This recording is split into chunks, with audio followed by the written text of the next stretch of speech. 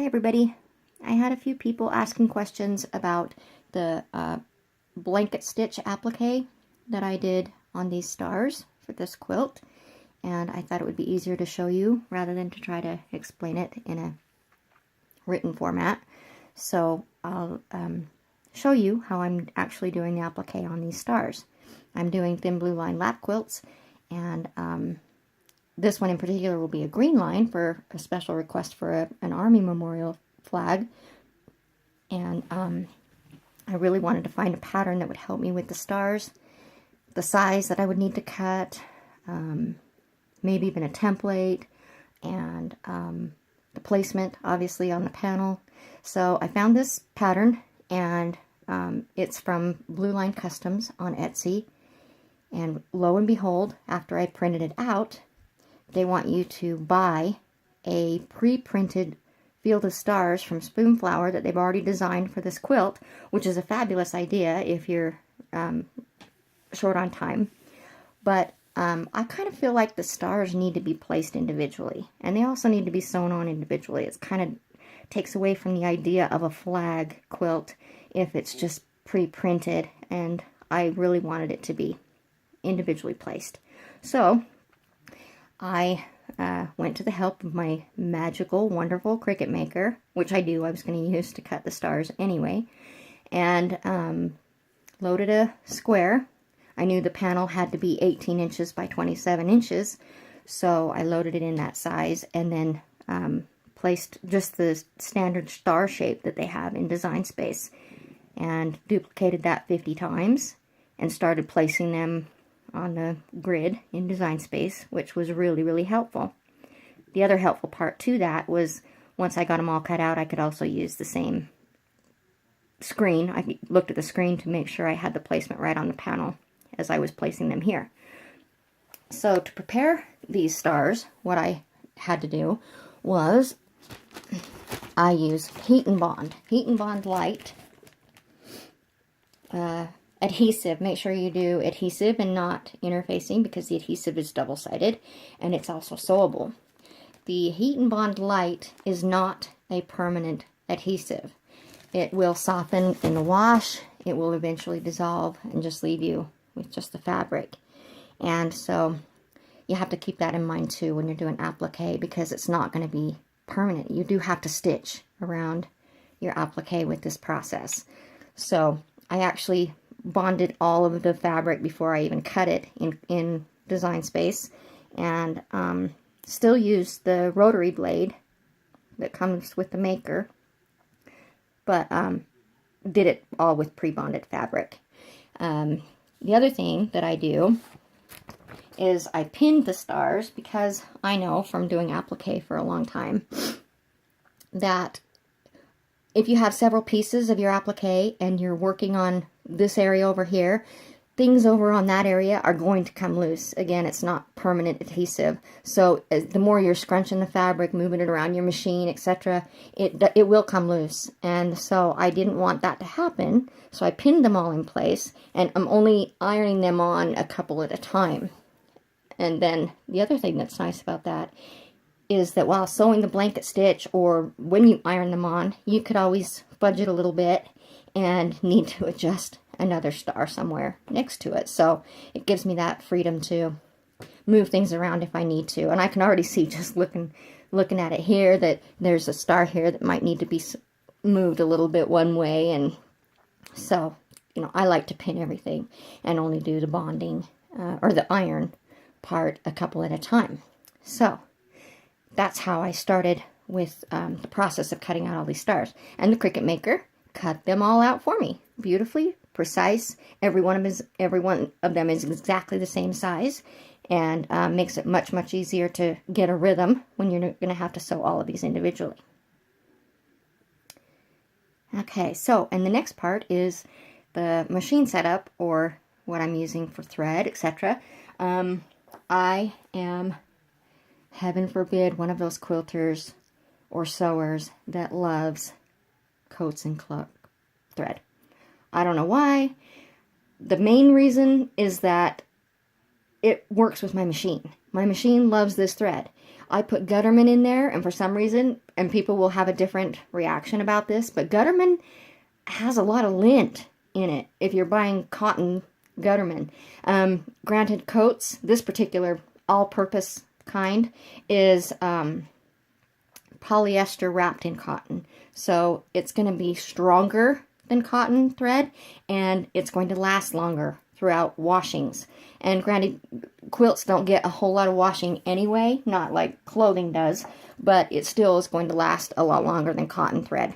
I like Coats and Clark thread, and my machine really likes it, so I use that. I've also used, for this, white thread on top and also white thread on bottom. And the reason why is because, number one, the back is going to be sandwiched in a quilt. You're not going to see that.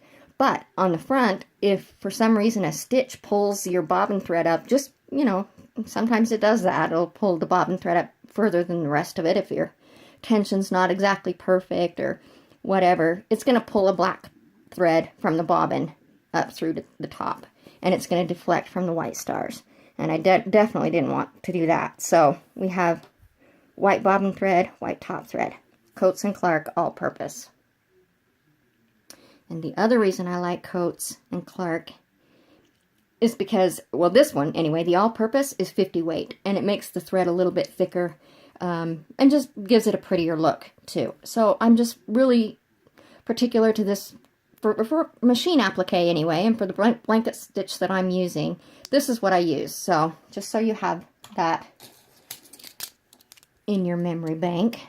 And for the needle size, I'm using the Schmetz Universal Needle, the 8012. And I like this one because it's a little bit stronger needle. When it does have to poke through the bonded fabric, it's not going to bend the needle. It's not going to break. It is going to be strong enough to go through that bonding without any problems whatsoever. And the smaller the needle that I go, the Coats and Clark is going to start to tug on it a little bit through the smaller eye. So I like the 8012 Schmetz needle. Okay, so next I will show you how I'm setting up my machine for this process. Again, I'm just using a blanket stitch. And here's my machine. I'm going to be using this blanket stitch right here. Some machines, like mine, do have another one going the other way. I guess it just depends on which way you're doing it. But this is the one I always use, the 15 on my machine. And I also like to make my stitches smaller, especially when the applique is small. I don't want a great big blanket stitch on those. Some people will want a bigger stitch like that. I don't, so I'm lowering my stitch size, stitch length to 1/8 and my width to 3. And that's how I'm going to be setting up my machine. I'm hoping that I can set this in such a way that you will be able to see exactly what I'm doing. I wish I could get it further over the needle, but then I wouldn't be able to see it myself. So I am also using an open toe foot. This foot did not come with my machine, but I like it because I want to be able to see everything between me and the needle when I'm doing applique. So I think I actually got it from China for a couple bucks. It's not even, I don't even think it's a brother foot. I just found it on eBay, I think. But it is called an open toe foot. But you don't have to use an open toe foot, and I think, here, let me show you. I think my machine is telling me to use foot J, but I just really prefer this foot when I'm doing any kind of blanket stitch or my applique. And I do a lot of it, so, you know, this is just the way I set up my machine, and it's the way I always like it. Oh, and I also have my tension set to 4. I have to increase it just a little bit for this. So, again, I have white bobbin thread already loaded, and my white thread on top, and I will show you how to do an applique star. This takes a lot of practice because you're going to want to know inside and out how your blanket stitch works. I hope you can see this. I'm doing this for the first time, and this is the first time I've ever used a tripod for my cell phone, and working it out as we go along. So, I know that when my machine is ready to go with a blanket stitch, that the first stitch it's going to do is, I want this stitch to be, I want this stitch to go exactly down on the edge of the star. It's going to keep it from fraying. That's the whole purpose of this blanket stitch, is to keep the edges from fraying, and to also attach with the perpendicular stitch into the star to hold it onto the backing. So this is a really, actually kind of a thick stitch, and I just really like this one best for applique. I know a lot of people will use just a zigzag, and that's fine too, but it's not going to work out the same way that I'm using this. You can use any stitch really, as long as you're going into both the backing and the piece that you're appliquing. It doesn't really matter, but I prefer a blanket stitch on almost everything that I do.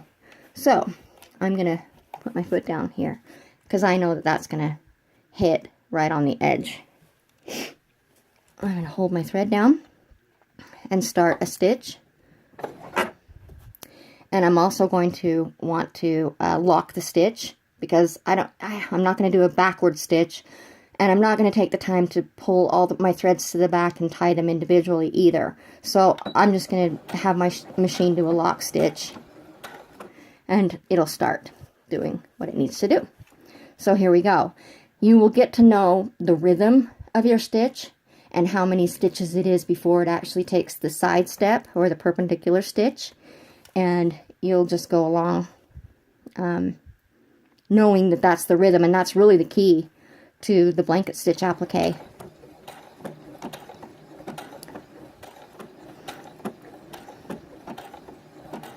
And I really suggest that you always just go slow with this, because you really just want every stitch to be perfect, as if you were doing it by hand. Now, on the flip side of what I just said, machine applique is not perfect by any stretch, and so you have to make sure that you're willing to forgive, you know, a 1/16 of an inch off here and there, and a thread length stitch off as you're going along the edges. There's forgiveness with this, and it has to be, or else you might as well just do it by hand, so that, you know, you could get it perfect. If you really, really want it perfect, it's just going to have to be done by hand. So here we go. I'm coming up to my first pivot point, and I know that my next stitch is going to be a perpendicular stitch, and depending on where I want that stitch, I can either just let it do it where it's at, or I can pivot this just a little bit, to be right in the middle. It depends, nobody is ever going to notice where you have placed a stitch, especially when you have 50 stars. So I'm not too concerned about it, but I do want it, you know, to be as fairly accurate as I can possibly get it to be. Now, I also know that my very next stitch is going to be straightforward, and I do not want it to go that far into the star, so I'm going to do another little pivot here, because I want it to go more down towards the next point. And I'm going to pivot it just a little bit more. And I always want my fabric to be nice and flat, as flat as you can get it to be, because it will really make a difference on the guide when you're eyeballing it, where your needle's going to go next. So that's, I really just, you don't have to push it at all or pull it at all. It's just the pivoting that's going to need both hands and how you're doing it. Your machine's going to do all the work.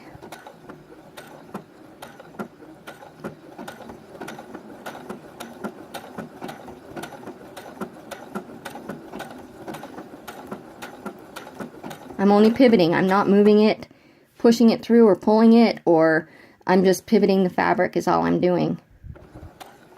And I'm coming to this point, and this is where it's going to be kind of crucial, because I don't want to go beyond the point. You can't. I mean, no, like I said, nobody's going to notice if you do take a stitch here and there, and I bet by the time I finish this one star, I will. And it's not that crucial but it is, you do want a point on the end of your star, so you have to kind of watch where you're going. I know that the next stitch after this is going to be another perpendicular stitch, and it's okay if it goes all the way across the point. That's not where I'm worried yet. That one will be quite a ways in. Now the next stitch is where it's going to be important, because when you take the next stitch, the perpendicular one's going to go way over and be a little bit more noticeable. So where I'm going to turn is I want to pivot this so that the stitch is going to go back. Let me see if I can flip all this up. I want the stitch to go back into the star or into the stitching, but not back into the black. I still want to stay somewhere on the star. So, and I know that after I take the stitch, the next stitch is going to be directly across on the other side of the point.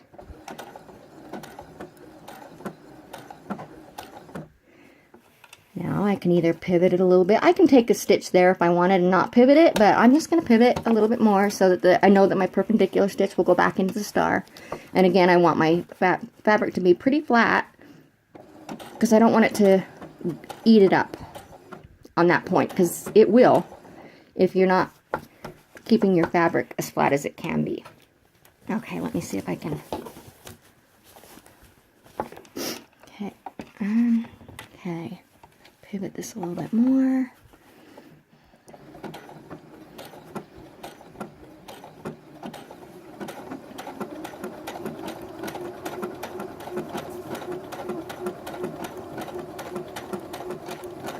Coming up on this next corner. I'll let it do one more stitch there. Now I'll pivot it a little bit. And then I'll pivot it a little bit more.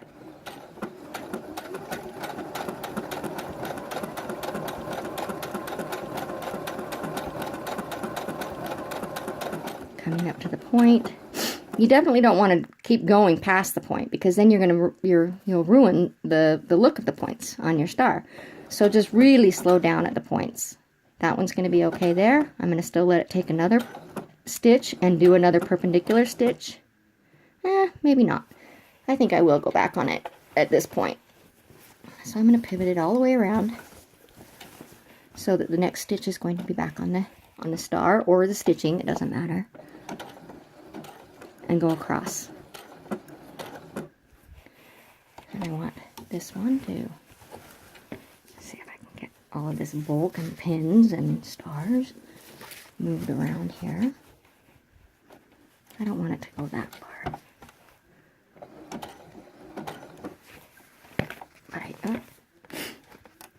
Sorry. This is a little bit different.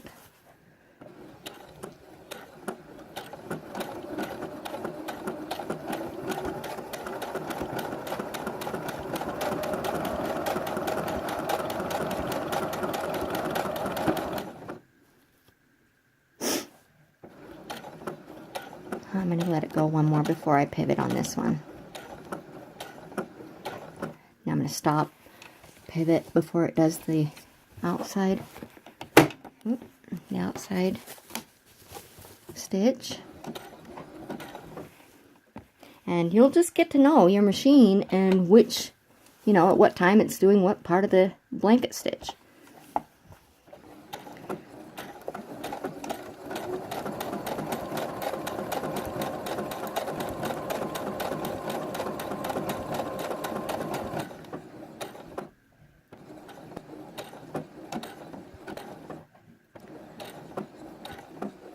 I'm going to stop it right there because now I'm ready for the perpendicular stitch, and I don't want that one to go all the way over the point.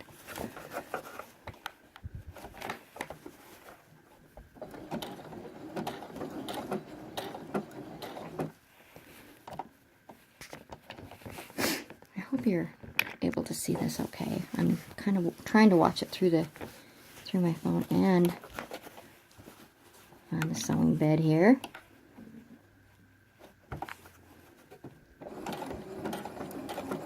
Nope. See, I'm a little bit away from my star on that one. Wasn't paying close enough attention to what I was doing. But guess what? I don't care. it's not going to be that visible to anyone. And I'm going to be able to correct it in one stitch. So it's not going to be too far off. You're not going to notice it at all. The white thread is going to pretty much cover it. So I'm okay with that. I'm not that particular about it. I'm not going to go back and unpick anything or worry about it. I'm just going to keep going.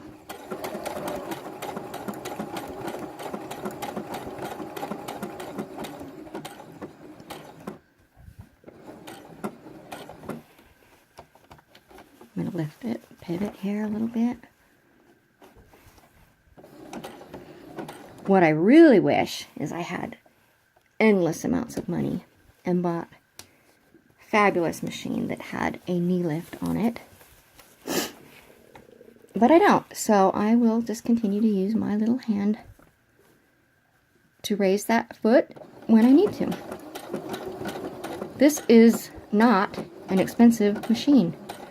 Truth be told, I got it as a refurbished machine. It's brother refurbished, but I think it was around a $200 machine, and I got it for $119. It is not your $1,000 machine,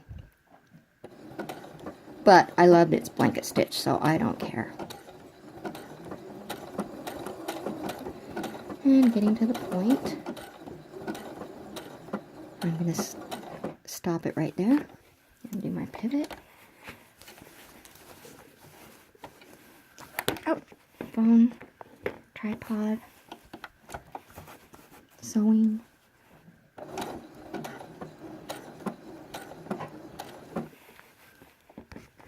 It is a little bit challenging. All you people that do YouTube videos, I admire you.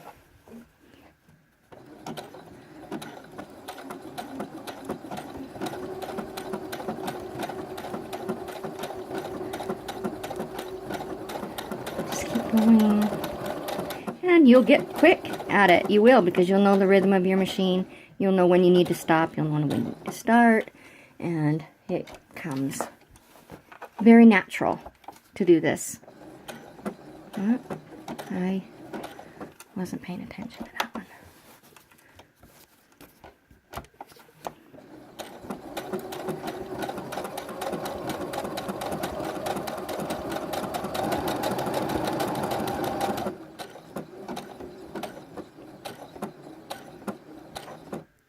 That one, you know what? I think I'm going to continue to go on a little bit further past that one. So I'm going to let it throw its stitch off to the side, and I'm going to do another stitch. And this one I will pivot back to the...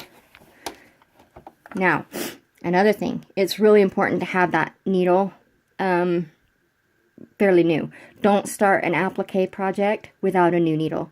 You want them to be as sharp as they possibly can be, because you don't want your machine to push it down, or the needle to be dull, because it will get dull going through that heat and bond. You don't want it to push the star, or your points when you're doing applique into the machine, which it will do if you're not using a sharp needle. So I will probably change my needle out twice while I'm doing this particular panel, just because I like them to be really, really sharp.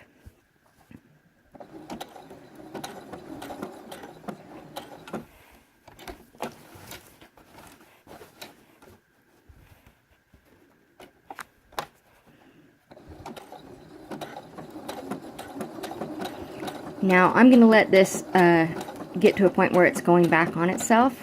The stitch is going back on itself on top before I do my lock stitch. And this is where I'll do my lock stitch.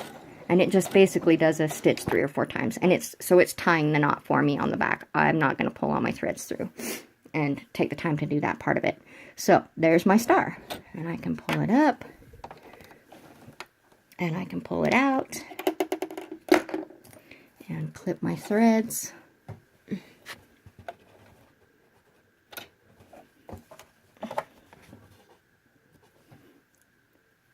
And clip the thread underneath.